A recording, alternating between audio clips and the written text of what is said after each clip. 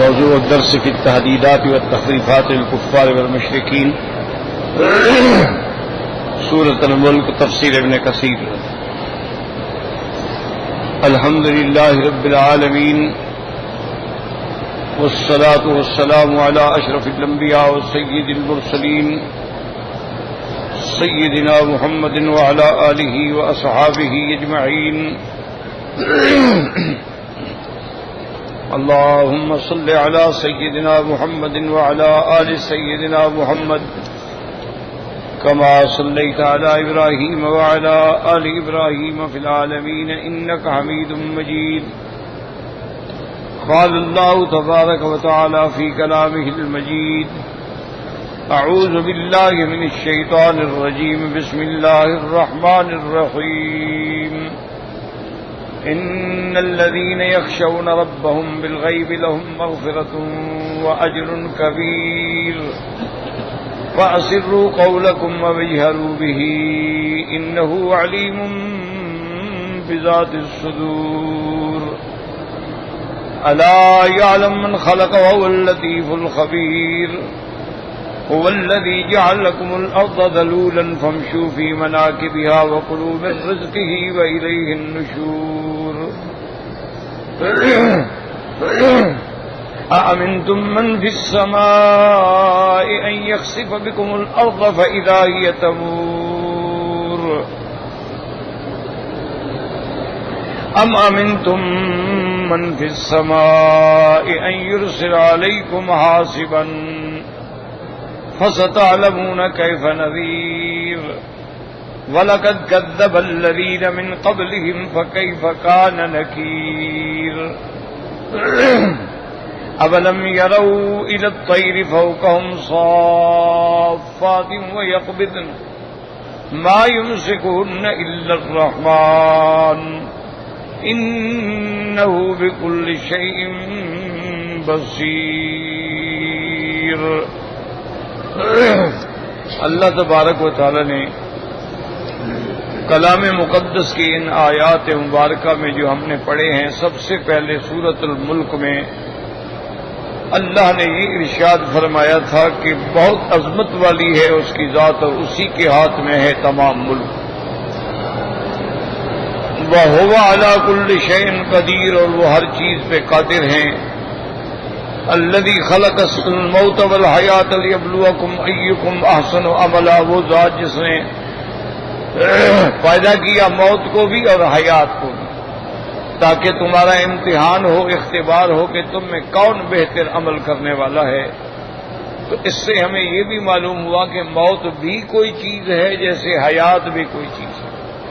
کیونکہ جو عدم ہو اس کو تو پیدا نہیں کیا جاتا نا، پیدا اس کو کیا جاتا ہے جو کوئی چیز ہو. خلق الموت والحیات، اللہ نے فرمایا ہم نے موت کو بھی پیدا کیا اور حیات کو بھی پیدا کیا. اور اسی طرح اس کی تائید حدیث مبارک میں بھی ہوتی ہے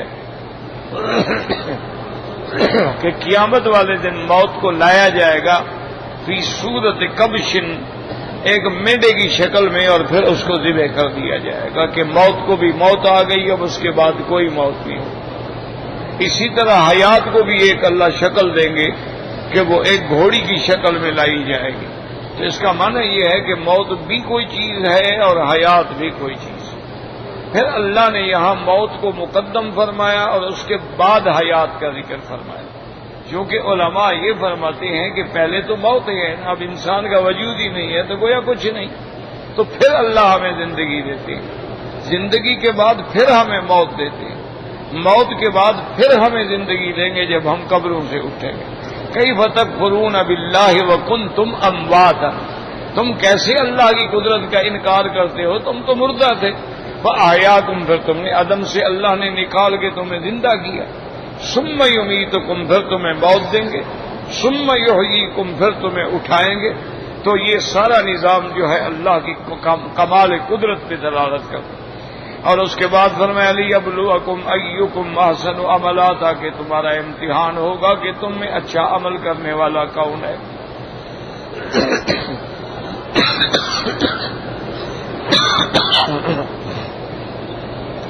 یاد رکھو اللہ ہر چیز جانتے ہیں، اللہ کو امتحان کی کوئی ضرورت نہیں. لیکن وہ معاملہ کرتے ہیں تاکہ لوگوں کے سامنے معاملہ آ جائے کہ کون اچھے عمل والا ہے اور کون برے والا ہے، پتہ اللہ تو جانتے ہیں۔ اور احسن عملہ سے مراد یہ ہوتا ہے وہ عمل اچھا ہوتا ہے جس میں دو شرطیں ہوں، یاد رکھیں۔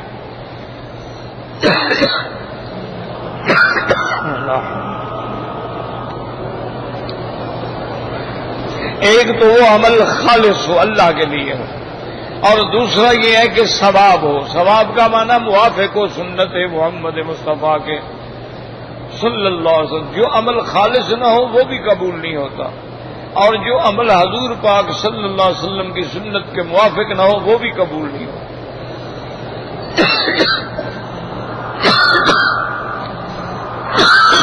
لا حول ولا قوة الا باللہ العلی العظیم۔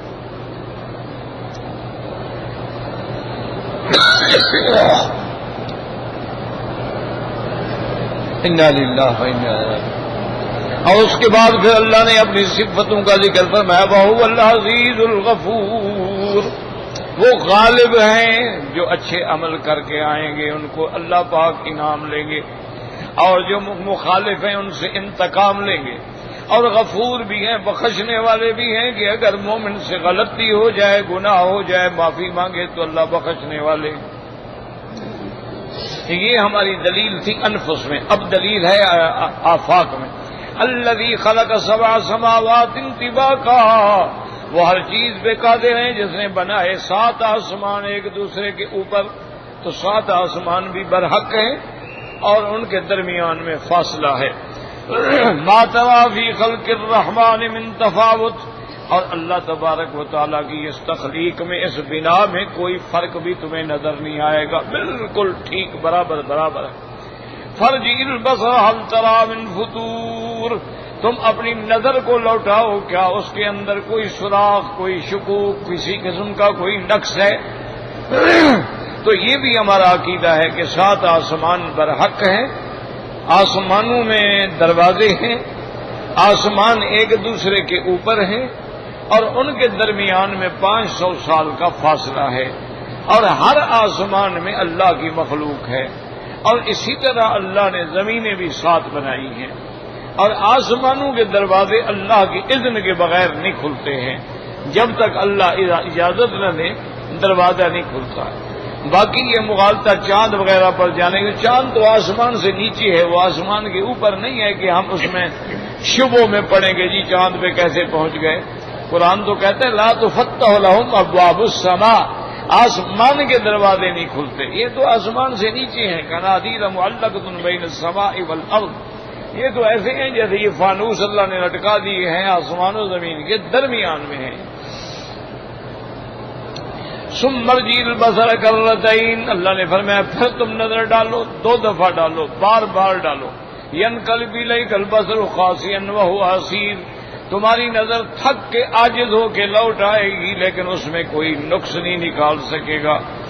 وَلَقَدْ زَيَّنَّا السَّمَاءَ الدُّنْيَا بِمَصَابِيحَ وَجَعَلْنَاهَا رُجُومًا لِلشَّيَاطِينِ، اور اللہ نے فرمایا کہ ہم نے آسمان دنیا کو مزین کیا، زینت دی ستارے لگا کر۔ تو یہ ستارے جو ہیں یہ زینت للسماء ہیں اور علامات للہدیٰ ہیں، اور اس کے بعد رجوما للشیاطین ہیں۔ ان سے 3 کام ہیں، ایک زینت ہے، ایک شیاطین کے لیے رجوم ہے، اور ایک راستہ بھٹکے ہوں کے لیے ہدایت کا ذریعہ ہے۔ وَأَعْتَدْنَا لَهُمْ عَذَابَ السَّعِيرِ، ان کافروں کو، شیطانوں کو جب وہ سننے کے لیے جاتے ہیں تو وہ رجوم مارے جاتے ہیں، اور ان کے لیے اللہ نے فرمایا کہ ہم نے عذاب تیار رکھا ہے جہنم کا۔ اور آگے فرماتے ہیں وَلِلَّذِينَ كَفَرُوا بِرَبِّهِمْ عَذَابُ جَهَنَّمَ وَبِئْسَ الْمَصِيرُ، جنہوں نے اتنے دلائل کے بعد بھی اپنے رب سے کفر کیا، ان کے لیے عذاب جہنم ہے، اور کیا بری جگہ ہے لوٹنے کی۔ اذا القوا فیہا سمعوا لہا شہیقا، جب اس میں ڈالے جائیں گے تو سنیں گے آواز، وہی تفور، اور وہ جہنم کی آگ جو ہے بھڑک رہی ہوگی، تکاد تمیز من الغیظ، اتنا جوش میں ہوگی کہ قریب ہے کہ پھٹ پڑے ایک دوسرے پہ۔ کلما القی فیہا فوج سألہم خزنتہا، جب ان میں کافروں کی جماعت کو ڈالا جائے گا تو اللہ کے جو فرشتے جہنم پہ خزنہ ہیں وہ ان سے پوچھیں گے الم یاتکم نذیر، کیا تمہارے پاس اللہ کی طرف سے ڈرانے والا نہیں آیا، پیغمبر نہیں آئے، پیغمبروں کے بعد علماء نہیں آئے؟ قالوا بلا قد جاءنا نذیر، وہ کہیں گے ہاں بالکل آئے، فکذبنا وقلنا ما نزل اللہ من شیء، لیکن ہم نے ان کی تکذیب کی، ہم نے ان کو جھٹلایا اور ہم نے کہا تم غلط کہتے ہو، کچھ اللہ نے کچھ نہیں اتارا ہے۔ ان انتم الا فی ضلال کبیر، تم تو بالکل دور بہت بڑی غلطی میں پڑے ہوئے ہو۔ اب جب جہنم کی سزا دیکھیں گے وقالوا لو كنا نسمع او نعقل، اب کہیں گے کاش ہم پیغمبروں کی بات مان لیتے یا کم از کم اپنا عقل استعمال کر کے عقائد دلائل توحید پہ غور کر لیتے۔ ما كنا فی اصحاب السعیر، تو ہم آج جہنمیوں میں نہ ہوتے۔ فاعترفوا بذنبهم فسحقا لاصحاب السعیر، اب انہوں نے اعتراف کیا اپنے گناہوں کا، لیکن اب اعتراف کا کوئی فائدہ نہیں۔ قیامت میں اگر کوئی اعتراف کرے گا تو اس اعتراف کا کوئی فائدہ نہیں۔ اعتراف اور ندامت کا فائدہ دنیا میں ہے کہ آپ شرمندگی کریں، آپ گناہوں کا اعتراف کریں، آپ توبہ کریں، اللہ منظور فرماتے۔ قیامت والے دن جب عذاب سامنے ہو تو پھر اعتراف کا کیا فائدہ ہوتا؟ اس لیے فرمایا جائے گا فسحقا لاصحاب السعیر، ہلاکت اور بعد ہو جہنم والوں کے لیے۔ اب اس کے بعد اللہ نے پھر شہداء کا احوال بیان، ان الذین یخشون ربهم بالغیب لهم مغفرۃ واجر قریب اجر کبیر، جو لوگ اللہ سے بن دیکھے ڈرتے ہیں، خدا کو نہیں دیکھا لیکن مانتے ہیں، جنت کو نہیں دیکھا مانتے ہیں، جہنم کو نہیں دیکھا مانتے ہیں، فرشتوں کو نہیں دیکھا مانتے ہیں، عرش کو نہیں دیکھا مانتے ہیں، تو یہ جو غیب پر ایمان لانے والے ہیں ان کے لیے بہت بڑی مغفرت بھی ہے اور بہت بڑا اجر بھی ہے۔ ان الذین یخشون ربهم بالغیب لهم مغفرۃ واجر کبیر۔ اب اللہ نے فرمایا واسروا قولکم او اجہروا بہ، تم چاہے چھپا کے بات کرو یا ظاہر بات کرو، انہ علیم بذات الصدور، اللہ کی ذات تو دلوں کے بھید جاننے والی ہے، کچھ چھپا نہیں۔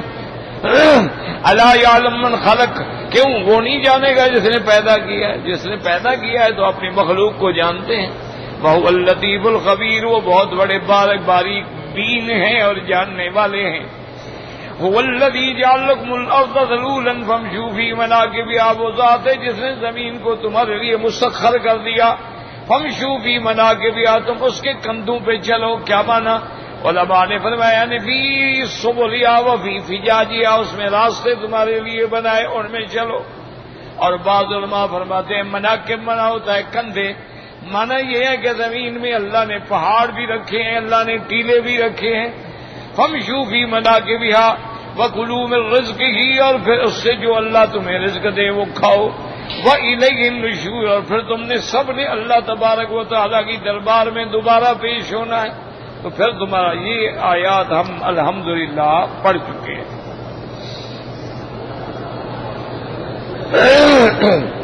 اب اللہ تبارک و تعالیٰ نے جو آج کی سبق کی ہم نے آیات پڑھی ہیں، یاد رکھو اس کو کہتے ہیں تحدیدات، یعنی اصطلاح مفسرین میں ان کو کہتے ہیں تحدیدات یا تخویفات، اور یہ دو قسم کی ہوتی ہیں۔ تحدیدات تخویفات دنیاوی بھی ہوتی ہیں، اخروی بھی ہوتی ہیں۔ یعنی کبھی تو اللہ تبارک و تعالی ہمیں دنیا میں جو قوموں پہ عذاب آئے ہیں ان سے ڈراتے ہیں کہ قوم عاد پہ عذاب آیا، قوم سمود پہ عذاب آیا، قوم لوط پہ عذاب، تو اللہ فرماتے ہیں قل سیروا فی الارض فانظروا، جاؤ زمین میں پھرو اور نظر غیر سے دیکھو، تدبر کرو، سوچو، فانظروا کیف کان عاقبۃ المکذبین، کہ کتنے بستی والے لوگ ہیں تکذیب کرنے والے جن کو ہم نے ہلاک کر ڈالا ہے۔ تو غور کرو، دیکھو کہ قومیں، یہ ایک بات یاد رکھو کہ جتنے دشمنان اسلام ہیں نا جی، کافر ہیں، مشرک ہیں، ہندو ہیں، دہریہ ہیں، وہ ایک شبہ ڈالتے ہیں مسلمانوں کے ذہن میں، وہ شبہ یہ ہوتا ہے، وہ کہتے ہیں جی کہ آپ کہتے ہیں کہ قوم لوط پہ عذاب آیا اور قوم عاد پہ عذاب آیا، قوم سمود پہ عذاب آیا اور ان کے گناہوں کی وجہ سے آیا اور ان کی نافرمانی کی وجہ سے آیا۔ وہ کہتے ہیں جناب یہ کیا، یہ تو ہوتا رہتا ہے، اب بھی دنیا میں زلزلے آتے ہیں، اب بھی دنیا میں آتش فشاں جو ہیں، پہاڑ جو ہیں آتش فشاں، یعنی آگ وہاں سے ایسے نکلتی ہے جیسے دریا نکلتے ہیں، اور میلوں کے میلوں تک ہر چیز کو بھسم کر ڈالتی ہے۔ ایسے زلزلے آتے ہیں، اللہ معاف فرمائے کہ لاکھوں مکانات تباہ ہو جاتے ہیں، اور چند سیکنڈ کا زلزلہ ہوتا ہے، گھنٹے نہیں۔ پہاڑ ہل جاتے ہیں، چشمے بند ہو جاتے ہیں، ایسے ایسے عذاب آتے ہیں کہ سمندر کے اندر سے سونامی پانی کی طرح جب عذاب آیا تو 200 فٹ اونچا جا کے وہ 200 فٹ کی لہر بن گئی اور پورے علاقے کو ڈبوتی چلی گئی۔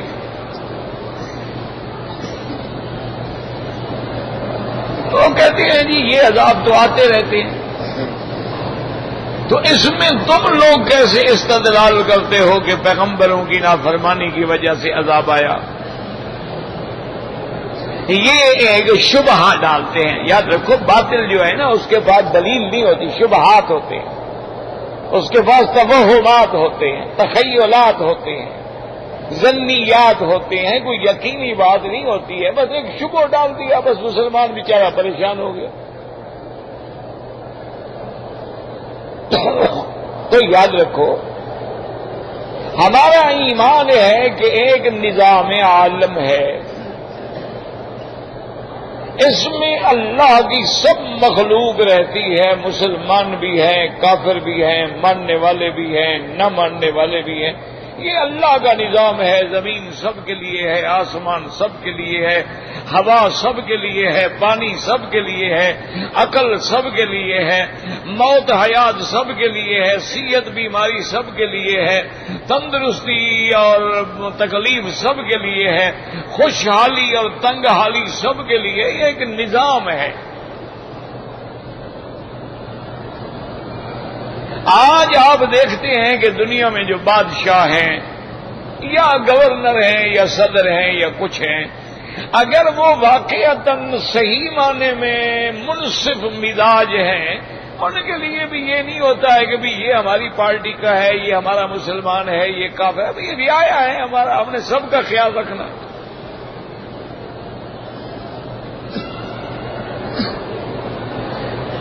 حضرت عمر رضی اللہ تعالی عنہ نے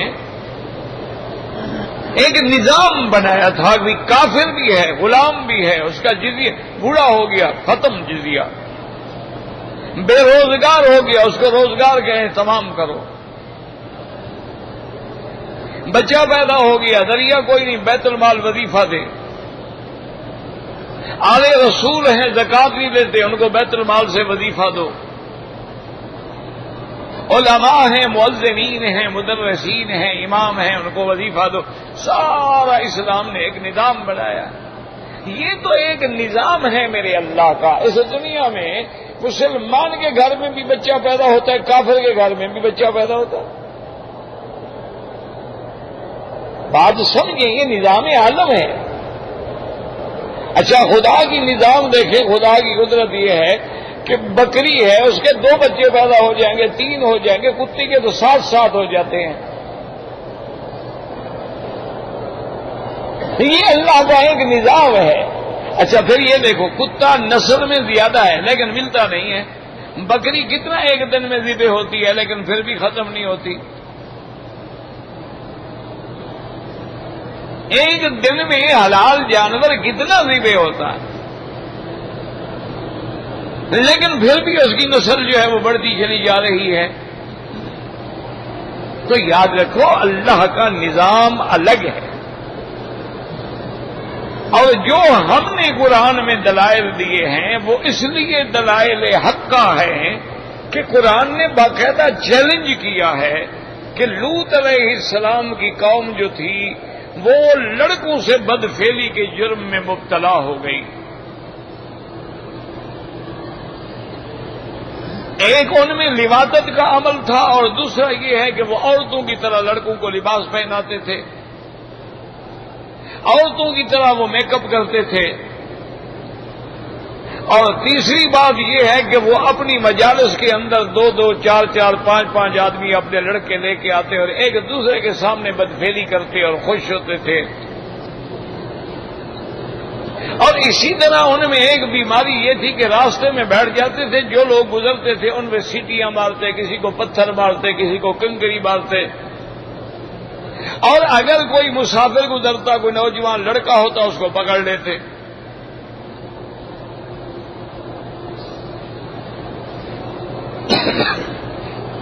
حضرت لوط علیہ الصلوۃ والسلام نے ان کو سمجھایا اور اپنی قوم کو فرمایا کہ انکم لتاتون الفاحشہ، بدبختو تم ایک ایسا گناہ کر رہے ہو ما سبقکم بہ احد من العالمین، تم سے پہلے کبھی کسی عالم نے یہ گناہ نہیں کیا، کسی جن و انس نے یہ گناہ نہیں کیا، عالمین میں کسی نے نہیں کیا. لیکن قوم نہیں مانی، فرشتے آ گئے.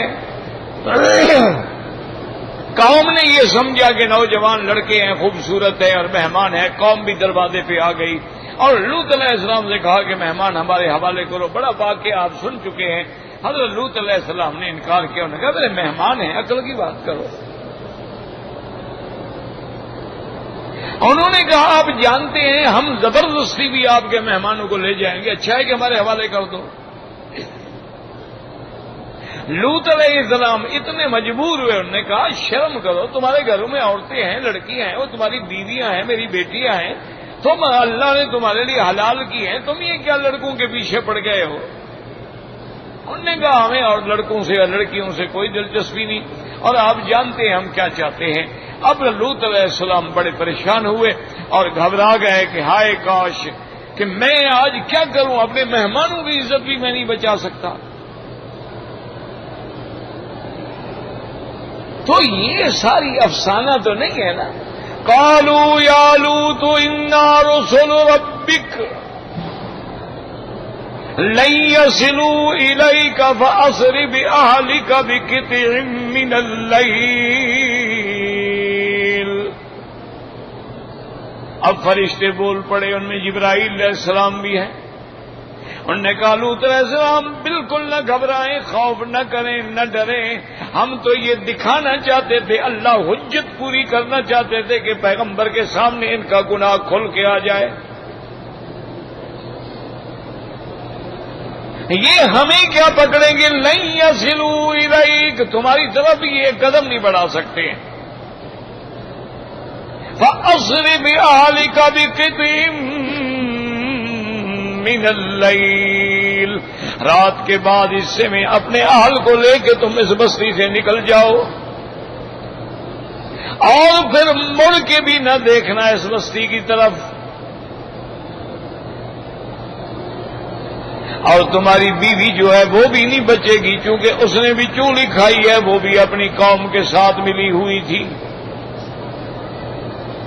اور ان کے عذاب کا وقت بھی جبریل نے بتا دیا، ان موعدہم الصبح، کہ عین صبح کے وقت میں جب صبح کا تارا نکلے گا دنیا کے لیے نظام مسرت ہوگا، تیری قوم کا تارا ڈوب جائے گا. ان موعدہم الصبح الیس الصبح بقریب. مفسرین نے لکھا کہ جب انہوں نے کہا ان موعدہم الصبح، ان کا جو عذاب کا وقت ہے صبح ہے، تو پیغمبر کہنے لگے کہ اللہ کے فرشتے ہو اگر صبح ہی عذاب دینے تو ابھی کیوں نہیں دیتے ہو. انہوں نے کہا پیغمبر جلدی نہ کریں، الیس الصبح بقریب، کیا صبح قریب نہیں ہے، تھوڑی سی دیر رہ گئی، اللہ کے فیصلے نہیں بدلا کرتے. اب قرآن فلما جاء امرنا، جب ہمارا حکم پہنچ گیا، اللہ نے جبریل سے حکم دیا اور فرمایا کہ ان کی بستیوں کو اٹھا لو. 5 بستیاں تھیں لوط علیہ السلام کی قوم کی، ان میں سب سے بڑی بستی جو ہے سدوم اس کا نام تھا. اللہ نے حکم دیا کہ تو خون الارض، زمین کے نیچے سے اصل بنیادوں سے اٹھا لو.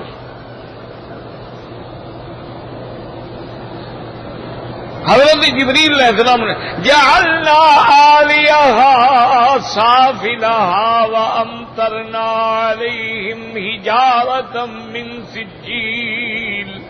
اللہ نے فرمایا اب ان کو آسمانوں کی طرف لے اور الٹا گرا دو. یہ بھی تو لڑکوں کو الٹا کر کے بدفعلی کرتے تھے، ہم ان کو وہی سزا دیں گے. تو ساری بستی کو الٹ دیا. اللہ نے فرمایا اس کے اوپر جہنم کے پتھر برسا. تو آج بھی وہ جگہ موجود ہے جہاں یہ عذاب آیا تھا. اس جگہ کا نام آج بھی بحر میت ہے، یعنی ایسا سمندر اور ایسا پانی جس میں کوئی چیز زندہ نہیں رہتی، وہ عذاب والی جگہ ہے. اچھا، خدا کی شان ہے کہ لوط علیہ السلام کی قوم کے کچھ لوگ جو تھے باہر تھے، وہ جب واپس بستی میں آئے تو پتھر انتظار کر رہے تھے فوراً اوپر سے.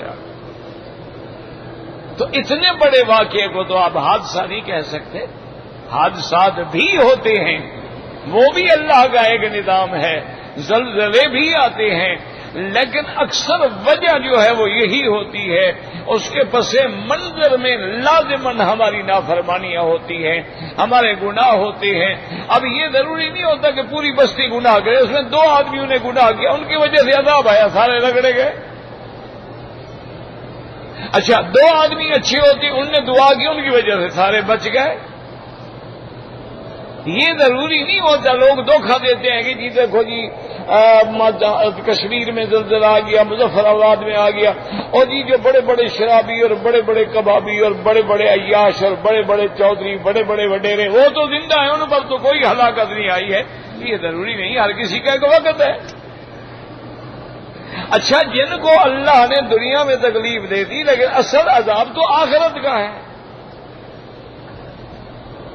اس لیے اللہ پاک فرماتا اَأَمِنْتُم مَّن فِي السَّمَاءِ أَن يَخْسِفَ بِكُمُ الْأَرْضَ فَإِذَا هِيَ تَمُورُ.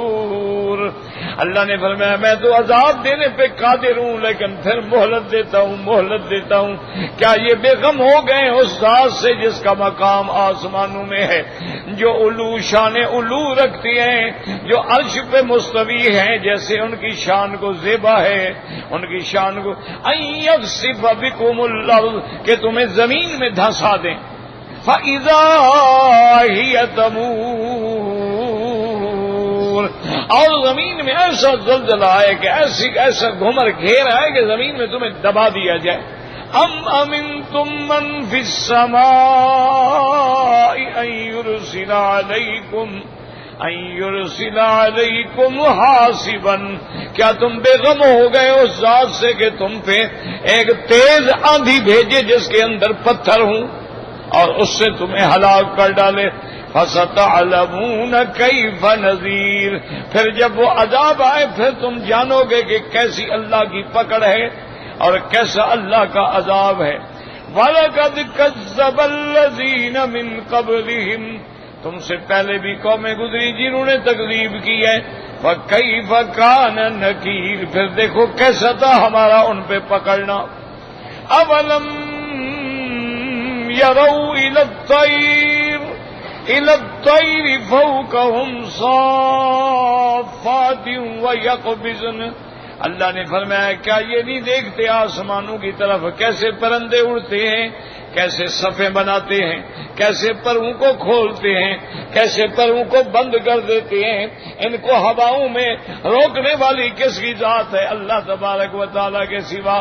ما يمسكهن إلا الرحمن انہو بکل شیء بصیر.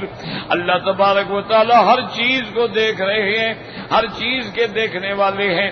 یہاں سے ہمیں سبق دیا جو پرندوں کو اڑانے پہ قادر ہے، پرندوں کو پر پھیلا کے فضاؤں میں کھڑے رکھنے پہ قادر ہے، وہ تم پر بھی بادل برسانے پہ قادر ہے، وہ تم پر بھی عذاب دینے پہ قابل ہے. وہ تم پر بھی اپنے عذاب مسلط کرنے پہ قادر ہے. تو یہ تخفیفات ہوتی ہیں تاکہ تم توبہ کرو، رجوع کرو اللہ تبارک و تعالیٰ کی طرف. میرے پاک نبی نے رحمت دو عالم صلی اللہ علیہ وسلم نے فرمایا ما نزل بلاء الا بذنب، تم پر کوئی مصیبت نہیں آتی مگر اس کے سبب ہمارا گناہ ہوتے ہیں. وما رفعت الا بتوبۃ، اور وہ مصیبت نہیں ٹلتی جب تک کہ بندہ توبہ نہ کرے اور اللہ تعالیٰ کی طرف رجوع نہ کرے. اور اسی طرح یاد رکھیں کہ اللہ نے حکم دیا، ایک بستی والوں پر عذاب کا حکم آیا. فرشتوں نے عرض کیا کہ یا اللہ اس بستی میں تو تیرا ایک بہت بڑا عابد زاہد بندہ ہے، آپ جانتے ہیں وہ تو ایک لمحہ بھی آپ کے ذکر کے بغیر نہیں رہتا ہے، اس کے بارے میں اللہ نے اس پر بھی عذاب کر دو.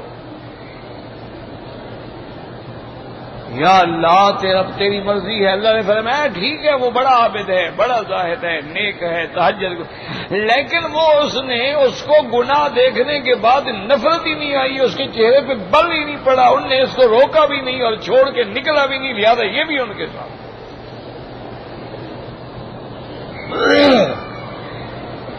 اسی طرح ایک حدیث میں ہے کہ اگر کسی علاقے میں کوئی گناہ ہو رہا ہے، نافرمانی ہو رہی ہے، اور تمہیں اللہ نے توفیق دی ہے کہ تم ظالم کا ہاتھ پکڑ سکتے ہو، لیکن تم نے نہیں پکڑا ہے، تو اللہ فرماتے کہ ان پر بھی عذاب کرو. اس لیے ہمیشہ اللہ کے عذاب سے بے غم نہیں ہونا چاہیے. اللہ تبارک و تعالی جب چاہیں، جس وقت چاہیں، جس گھڑی چاہے پکڑ لیں.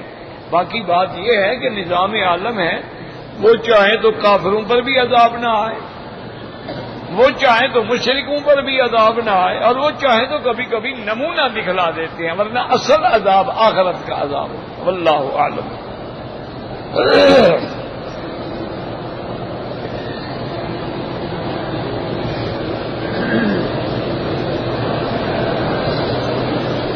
کہتے ہیں جی کہ ایک آدمی نے اپنی بیوی کو ایک طلاق دی، پھر اس نے عدت کے اندر رجوع نہیں کیا، 1 سال گزر گیا. اب اگر وہ بندہ رجوع کرنا چاہے، اب رجوع تو نہیں کر سکتا کیونکہ عدت گزر گئی. رجوع کا معنی یہ ہوتا ہے کہ 3 حیض کے اندر اندر رجوع کر لے. وہ تو آسان ہوتا ہے، کہہ دیا جی میں نے رجوع کیا اپنی طلاق سے، بس بات ختم. لیکن جب عدت گزر جائے تو اب تو وہ اجنبیہ ہو گئی، اب اس پر تیری بیوی ہونے کا کوئی حق باقی نہیں رہا ہے. لہذا تم اگر چاہتے ہو تو پھر تمہیں دوبارہ نکاح کرنا پڑے گا، کہ دوبارہ اس سے نکاح کر لو، پھر حق المہر مقرر کرو، ہر چیز مقرر کرو، چونکہ اب تو دوبارہ نکاح ہوگا نا، گواہ بھی ہوں گے، حق المہر بھی ہوگی، خطبہ بھی ہوگا، نکاح بھی، پھر تمہاری بیوی بن جائے گی.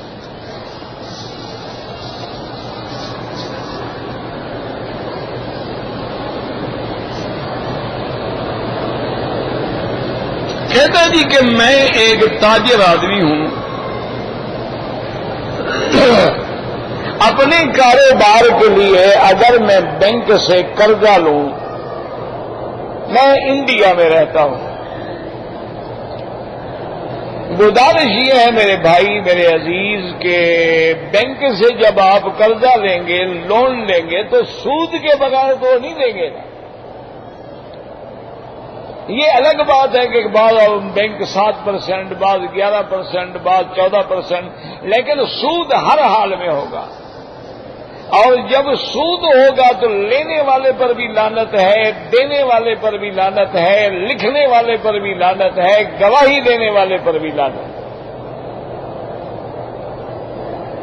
اب بعض علماء کے ذہن میں یہ بات ہے کہ بھی انڈیا میں چونکہ کافروں کی حکومت ہے تو لہذا وہاں جو ہے سود نہیں ہے، وہاں ہم لے سکتے ہیں. لیکن میرا بھائی گزارش یہ ہے کہ جو محققین علماء کرام ہیں وہ کہتے ہیں کہ وہاں کافر اگر حربی ہے، یعنی جس سے آپ کی براہ راست جنگ ہو رہی ہے، اس سے لے سکتے ہیں. کیوں؟ اس کا تو سارا مال لینا جائز ہے. سود کا کیا معنی ہوا؟ وہ تو حربی کافر ہے. لیکن جہاں تک میرے معلومات ہیں کہ انڈیا دارالاسلام تو نہیں ہے لیکن دارالحرب بھی نہیں ہے. وہاں کافروں کی حکومت ہے, کافروں کا تسلط ہے, کافروں کا نظام ہے. لیکن مسلمانوں کے لیے بھی وہ ایک امن کی جگہ ہے کہ مسلمانوں کے مساجد ہیں, مدارس ہیں. ماشاءاللہ اتنے بڑے بڑے مدرسے ہیں کہ آپ کے پاکستان میں نہیں ہیں. یعنی الحمدللہ میں یہ دیکھی ہوئی باتیں نہیں کر رہا, میں خود یعنی دیکھ کے مثلا دارالعلوم ماتلی والا ہے, دارالعلوم کنتھاریا ہے, دارالعلوم دیوبند ہے, وقف دارالعلوم دیوبند ہے, سہارنپور ہے, حضرت مراد آباد ہے, عقل قوا ہے, اچھا اسی طرح سے دارالعلوم ندوہ ہے, یعنی اچھا سبیل السلام. اتنے ہمارے بڑے بڑے ادارے, یہاں 8,000 طالب ہے ایک مدرسے میں. اچھا اسی طرح مسلمانوں نے ماشاءاللہ کالج بنائے ہیں, مسلمانوں نے انجینئرنگ کالج بنائے ہیں, اچھا مسلمانوں نے میڈیکل کالج بنائے ہیں, مسلمانوں کی بڑی بڑی مساجد ہیں. انہوں نے ایک مسجد گرائی تھی نا ہماری بابری مسجد, اس کے بعد تقریباً 2,500 مسجد اور کھڑی ہو گئی. تو وہاں بھی سود لینا حرام, بالکل نہیں لینا چاہیے. اگر آپ نے کاروبار کرنا ہے تو آپ اپنی خود پارٹی پیدا کر لیں, آپ 20 آدمی مل جائے, ساری رقم ملا کے بڑا کاروبار کر لیں. یا مثلا بڑے بڑے بینک ہیں جیسے خلیج کے بینک ہیں, اسلامی بینک ہے, بینک الفیصل ہے, بینک البرکہ ہے, بینک المیزان ہے, اور بینک الفلاح ہے, اور بڑے بڑے بینک ہیں جو بغیر سود کے کام کرتے ہیں, مزاربت میں بھی کرتے ہیں, مشارکت میں بھی کرتے ہیں, مرابحت میں بھی کرتے ہیں. ان کے ساتھ آپ مل کے کام کریں. ضروری آپ نے حرام سے کام کمانا ہے؟ بالکل. بہرحال انڈیا ہو وہاں بھی سود لینا جائز نہیں, کیونکہ وہاں مسلمانوں کے یار منسٹر ہیں, مسلمانوں کے MNA ہیں, MPA ہیں, پارلیمنٹ میں مسلمان ہیں, ہر جگہ مسلمان ہیں. یہ ٹھیک ہے کہ بھی کسی جگہ ہماری مسلمانوں کی کمیونٹی کم ہوتی ہے اور ہندو زیادہ ہوتے ہیں, یا کوئی متعصب کوئی ملعون قسم کا آدمی حاکم بن جاتا ہے, وہ آ کے مسلمانوں پہ زیادتی کر لیتا ہے. لیکن الحمدللہ مسلمان بھی برابر کا بدلہ لیتے ہیں. اللہ کا شکر ہے, وہ اتنا کمزور تو نہیں ہے مسلمان. یہ بھی اب بھی میں آپ کو یقین سے کہتا ہوں, الحمدللہ میرا سیاست سے کوئی تعلق نہ ہے, نہ تھا, نہ رہے گا انشاءاللہ. لیکن یہ بھی پتہ ہے کہ تم کیوں کمزور ہو, کہ اب بھی مسلمان لڑا ہوا ہے. ایک صوبے کا مسلمان بھی متحد نہیں ہے. اگر مسلمان متحد ہو جائے دنیا کی, وہاں کوئی حکومت نہیں بن سکتی جب تک مسلمان نہ کہیں. لیکن مسلمان 10 اس پارٹی میں ہیں, 20 اس پارٹی میں ہیں, 50 اس پارٹی میں ہیں, 200 اس پارٹی میں ہیں, 100 اس پارٹی میں, اپنے ووٹوں کو ڈیوائڈ کر دیتے ہیں, بے قدر ہو جاتے ہیں.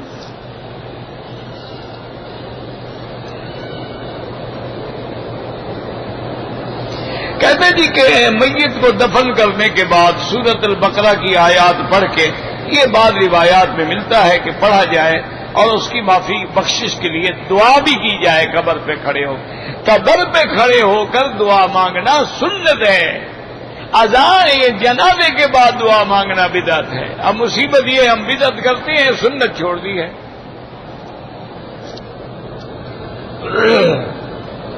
کہتے ہیں کہ اسلام میں صحابی کا عمل جو ہے وہ حجت ہے. نہیں جناب, آپ کا عمل حجت ہے. اعتراض کرنے والے کا اعتراض حجت ہے, صحابی کا حجت نہیں. اور صحابہ کو تو قرآن نے اس مقام پہ کھڑا کیا ہے جو نبی کا مقام ہے. وَمَن يُشَاقِقِ الرَّسُولَ مِن بَعْدِ مَا تَبَيَّنَ لَهُ الْهُدَىٰ وَيَتَّبِعْ غَيْرَ سَبِيلِ الْمُؤْمِنِينَ, اللہ نے فرمایا جو صحابہ کے رستے کے خلاف جرے نُوَلِّهِ مَا تَوَلَّىٰ وَنُصْلِهِ جَهَنَّمَ. اللہ نے ان کو ماڈل بنایا، وَآمِنُوا كَمَا آمَنَ النَّاسُ۔ حضور نے فرمایا اقتدوا بالذین من بعد ابی بکر وعمر۔ حضور نے فرمایا علیکم سنتی و سنت الخلفاء الراشدین المہدیین تمسکوا بہا وعضوا علیہا بالنواجذ۔ اگر صحابہ کا قول حجت نہیں ہے تو قرآن کس نے جمع کیا ہے؟ اگر صحابہ کا قول حجت نہیں ہے تو تمام حضور کے عمل کے گواہ کون ہیں؟ اگر صحابہ کا عمل اور صحابہ کا قول حجت نہیں ہے تو نماز تمہیں سکھانے والے کون ہیں؟ حضور کی نماز بتلانے والے کون ہیں؟ صحابہ بالکل حجت ہیں، معیار حق ہیں، معیار ہدایت ہیں، اور صحابہ کا انکار دراصل حضور کا انکار ہے، یہ بہانہ ہے صرف۔ حضور نے فرمایا من احبہم فبحبی احبہم، جو ان سے محبت کرتا ہے وہ میری محبت کی بنا پہ محبت کرتا ہے، ومن ابغضہم فببغضی ابغضہم، اور جو ان سے بغض کرتا ہے وہ حضور سے بغض کرتا ہے، ومن ابغضہم فقد ابغض، اب جس وہ مجھ سے بغض کرتا ہے وہ اللہ سے بغض کرتا ہے، اور جو اللہ سے بغض کرے گا یوشک ان یاخذہ، اللہ اس کو اپنے عذاب میں پکڑنے۔ عجیب بات ہے کہ صحابی کا قول حجت نہیں، کہ حجت تیرا قول ہے؟ بھئی عقل کرو، اگر صحابہ کو تم نے حجت نہ مانا دین ختم۔ تمام دین محمد مصطفیٰ کے گواہ صحابہ ہیں، اگر صحابی کا قول حجت نہ رہا تو پھر اسلام ختم ہو جائے گا دنیا سے۔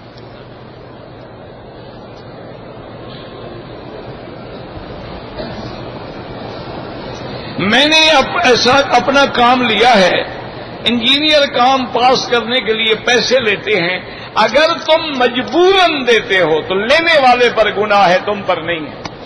اگر تم بھی کہتے ہو انجینئر سے کہ جناب آپ 4 میٹر کے 8 لکھ دیں اور اتنا پیسہ لے لیں، پھر تم دونوں لانتی ہو کہ تم بھی تو فائدہ اٹھا رہے ہو نا۔ تم فائدہ نہیں اٹھاتے تو میرا صحیح کام کر دو، میرا جو حقیقت ہے وہ کر دو، میرٹ وہ کہتے نہیں میں تو بغیر پیسے کے نہیں کروں گا۔ اب وہ ظالم ہے، اب اس پہ گناہ ہوگا، تم پہ نہیں ہوگا۔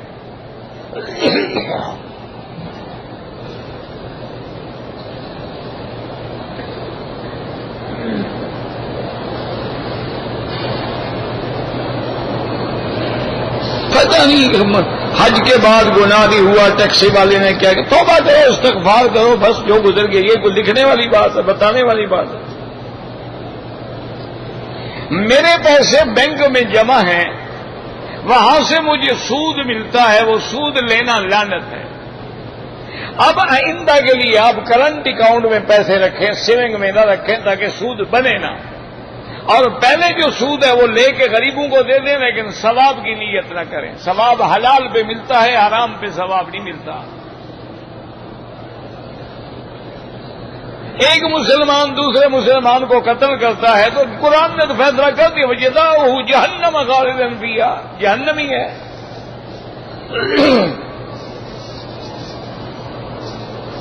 میں کاروبار کرنا چاہتا ہے لیکن ارادے بدلتے رہتے ہیں، اپنے اندر استقلال پیدا کرو، استغفار پڑھو، اور ہر کام کرنے سے پہلے استخارہ کرو کہ میں کروں یا نہ کروں۔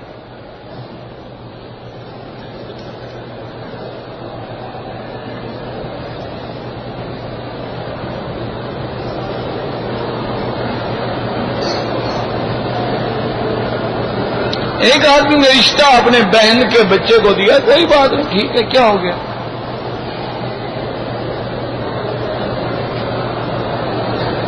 پاکستان کے کہتے ہیں کہ 13 سالہ لڑکی لڑکا بن گیا ہے، تو بہت ہوتے ہیں جنس تبدیل ہو جاتی ہے، کوئی بڑی بات نہیں۔ بعض تو خود آپریشن کر کے کرواتے ہیں۔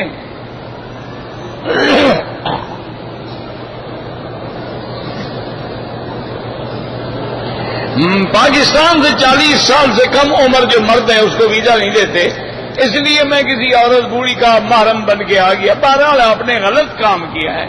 وہ اس لیے نہیں دیتے کہ ہمارے اعمال ہیں کہ ہم پھر نوجوان واپس ہی نہیں جاتے، یہاں غائب ہو جاتے ہیں۔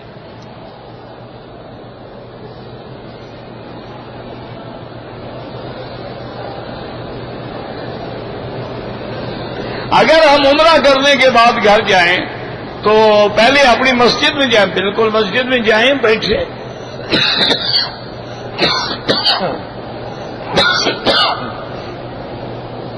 انا للہ و انا الیہ راجعون، اور ساتھیوں کے لیے دعا کریں، پھر گھر جائیں۔ واعتصموا بحبل اللہ، یعنی اللہ کے قرآن کو مضبوطی سے پکڑو، لیکن قرآن کو سمجھانے والا تو کوئی سمجھائے گا نا۔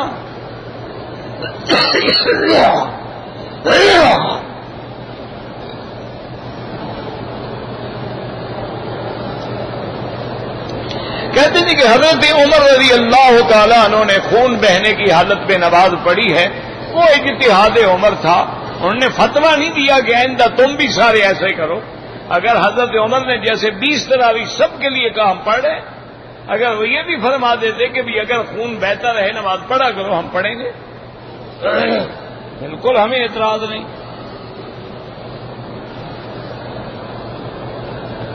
یہ حدیثیں پڑھ لیتی ہو، سمجھ نہیں آخر حضرت عمر کی نماز جب خون بہتے ہوئے بھی صحیح ہے تو پھر پیچھے کیوں ہٹ گئے؟ مسلح پہ تو بیٹا آ گیا ان کا۔ اللہ کے بندے ان جھگڑوں میں نہ پڑا کرو۔ بعض روایات میں خون کے بارے میں حدیثیں موجود ہیں کہ اس سے وضو ٹوٹ جاتا ہے۔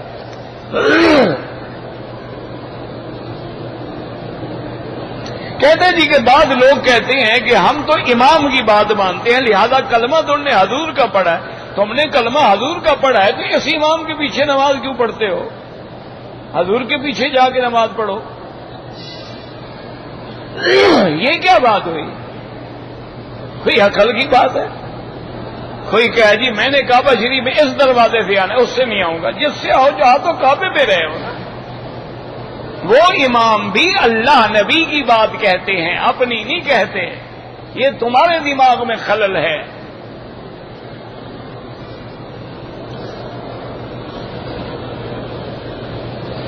اگر مکہ شریف سے ہم مدینہ شریف جائیں یا واپسی پہ عمرہ کریں، میقات ہے، ورنہ دم پڑ جائے گا۔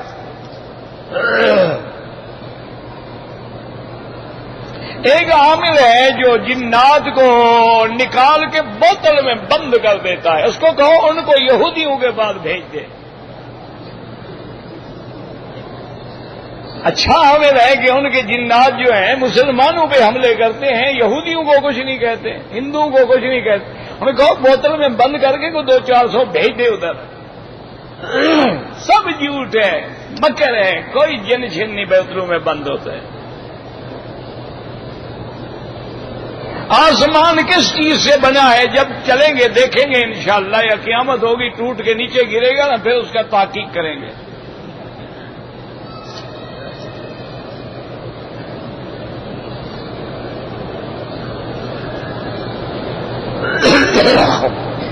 بہرحال عمرہ ہو یا حج، پورے سر پہ اس طرح پھرواؤ، ورنہ چوتھا حصہ بالوں کا کٹنا ضروری ہے۔